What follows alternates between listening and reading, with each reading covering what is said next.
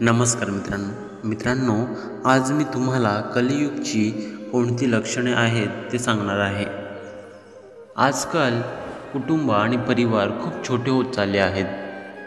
नातेवाईकांशी असलेले संबंध खूप कमी होत चालले आहेत। लोकांची झोप कमी झालेली आहे। एकमेकांशी बोलणं कमी होत चाललं आहे। एकमेकांमधील प्रेम कमी होत चाललं आहे। कपडे छोटे झाले आहेत। लाज लज्जा कमी झाली आहे। मर्यादा कमी झाली आहे। आजकाल कुटुंबामध्ये मुले कमी होत आहेत। आजकाल घरामधलं जेवण कमी जेवलं जातं। हॉटेलमधलं जेवण खूप चांगलं वाटू लागलं आहे। चालणं कमी झालं आहे। तांबे पितळेच्या भांड्यांची वापर कमी झाली आहे।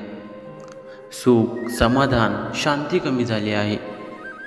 पाहुणे कमी झाले आहेत। पाहुण्यांचे येणं जाणं कमी झाले आहे।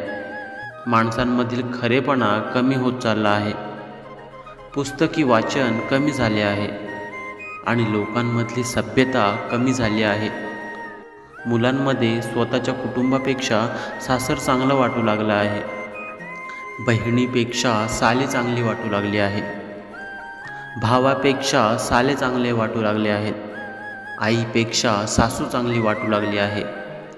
आजार वाढले आहेत। टेन्शन वाढलं आहे। पैसे तर खूप आहेत पण सुख नाही, समाधान नाही। लोकांमध्ये मोठेपणा वाढत चालला आहे। दिखावेपणा वाढत चालला आहे आणि वृद्धाश्रमाची संख्या वाढत चालली आहे। लोकांमधला खोटेपणा वाढत चालला आहे। पाप वाढले आहेत। भांडणं वाढले आहेत। राग द्वेष वाढत आहे। एकमेकांमधील ईर्ष्या वाढत चालली आहे।